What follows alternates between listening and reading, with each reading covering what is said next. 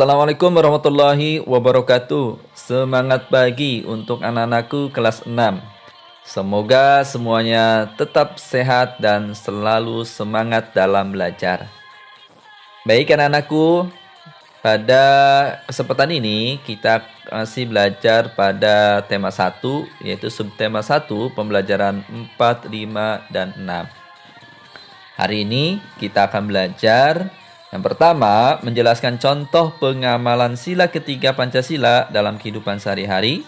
Yang kedua, menentukan kesimpulan laporan. Dan ketiga, mengidentifikasi pemanfaatan kondisi geografis negara-negara Asia Tenggara.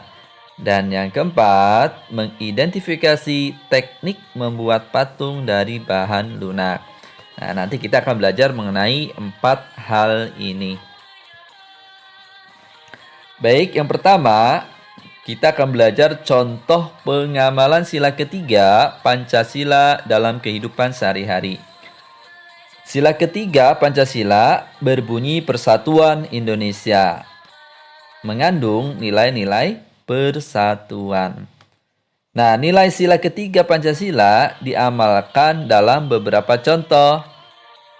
Contohnya pertama, memiliki rasa cinta tanah air, bangsa, serta negara. Yang kedua, mengembangkan semangat persatuan dalam keragaman. Yang ketiga, berteman tanpa melihat suku dan agama. Keempat, rela berkorban demi bangsa dan negara. Dan kelima, mengutamakan kepentingan bersama daripada kepentingan pribadi. Nah, itu adalah beberapa nilai sila ketiga Pancasila.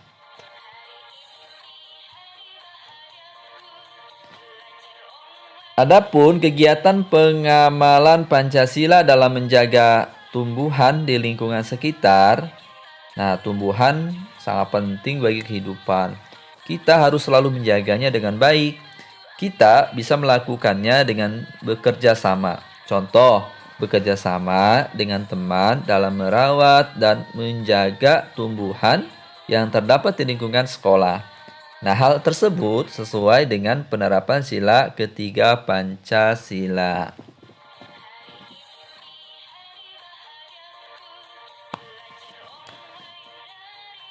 Yang selanjutnya, menentukan kesimpulan laporan. Nah, kesimpulan suatu teks umumnya berupa pendapat atau tanggapan yang sesuai dengan informasi teks. Nah, kesimpulan dibuat dengan mengambil informasi penting dari teks, kemudian menyusunnya ke dalam pernyataan dengan bahasa sendiri.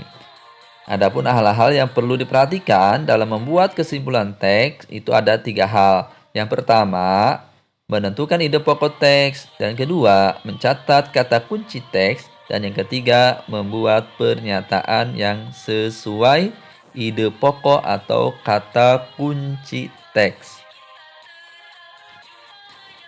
Nah, Bapak akan memberikan contoh satu paragraf. Kawasan pegunungan, khususnya gunung berapi, menjadi tempat yang cocok untuk bertani. Udara yang sejuk serta tanah yang subur membuat tanaman yang ditanam di kawasan tersebut dapat tumbuh subur. Tanah di sana subur karena mengandung berbagai unsur hara dari material letusan gunung berapi. Nah, dari paragraf ini kita dapat membuat kesimpulan, yaitu kawasan gunung berapi subur dan cocok untuk bertani. Baik anak-anakku, selanjutnya pemanfaatan kondisi geografis negara-negara Asia Tenggara. Jumlah seluruh wilayah ASEAN memiliki luas sekitar 4.522.518 km persegi yang terdiri dari daratan dan perairan. Hingga kini, jumlah populasi penduduk ASEAN mencapai 615 juta jiwa lebih dan pastinya akan terus berkembang. Secara umum, kawasan ASEAN memiliki iklim tropis dan memiliki curah hujan tinggi karena berdekatan dengan garis khatulistiwa. Letak geografis ASEAN sangat strategis karena berada di antara 2 benua dan 2 samudera.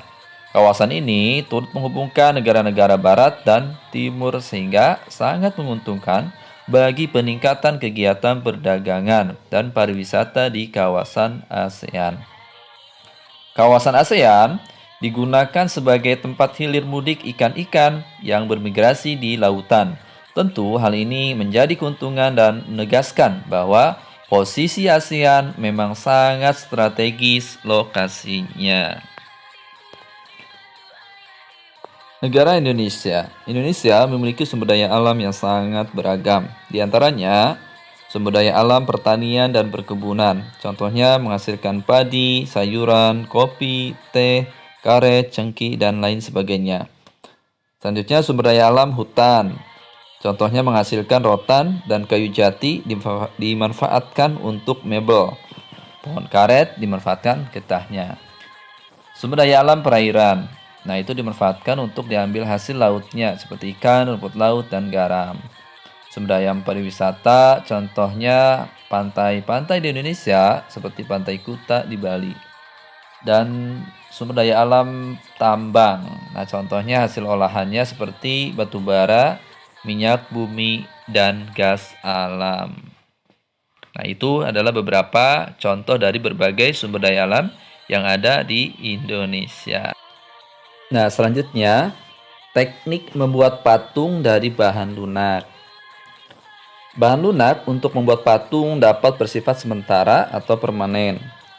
Bahan lunak yang bersifat sementara jika mengering akan menjadi keras, contohnya tanah liat, bubur kertas, adonan tapioka, dan adonan semen. Nah, sedangkan bahan lunak yang bersifat permanen tidak akan mengeras meskipun didiamkan. Contohnya plastisin dan lilin mainan. Nah, itu beberapa teknik membuat patung dari bahan lunak. Selanjutnya, teknik membuat patung dari bahan lunak. Proses pembuatan patung atau membentuk patung dari tanah liat dapat dilakukan dengan beberapa teknik. Antara lain, pertama, teknik butsir. Nah, artinya mengurangi sedikit demi sedikit menggunakan sudip hingga benda yang diinginkan terbentuk. Yang kedua, teknik pijitan. Nah, artinya menyusun lempengan tanah liat sesuai rancangan patung yang akan dibuat. Nah, yang ketiga itu teknik lintingan. Menyusun lintingan-lintingan kecil tanah liat. Dan yang terakhir, teknik putar. Itu menggunakan alat putar. Nah, anak-anak semuanya, berarti teknik membuat patung dari bahan lunak itu ada 4 teknik. Baik, untuk selanjutnya. Nah, sekarang tugas buat anak-anakku semuanya, semoga tetap semangat. Tugasnya hanya ada 2. Nah, yang pertama, bacalah teks berikut dengan seksama. Buah naga mengandung kadar air yang tinggi, yaitu sekitar 90% dari berat buah. Buah naga kaya akan protein, serat, dan mineral. Penelitian menunjukkan bahwa buah naga merah sangat baik untuk melancarkan peredaran darah dan menetralkan racun dalam darah. Selain itu, penelitian menunjukkan bahwa buah naga dapat mencegah kanker usus. Nah, dari paragraf ini, silahkan tuliskan kesimpulan setiap paragraf dari teks tersebut. Nah, tugas kedua yaitu jelaskan 3 contoh pengamalan sila ketiga Pancasila yang dapat dilakukan mengenai keberadaan tumbuhan di lingkungan sekitar. Jadi anak-anak semuanya, tugas untuk pembelajaran 4, 5, 6 itu hanya 2 soal. Silakan disalin di buku, kemudian dikerjakan. Baik anak-anak semuanya, demikianlah pembelajaran pada subtema 1, pembelajaran 4, 5, dan 6. Semoga bermanfaat dan insyaallah kita akan bertemu pada kesempatan di video selanjutnya. Assalamualaikum warahmatullahi wabarakatuh.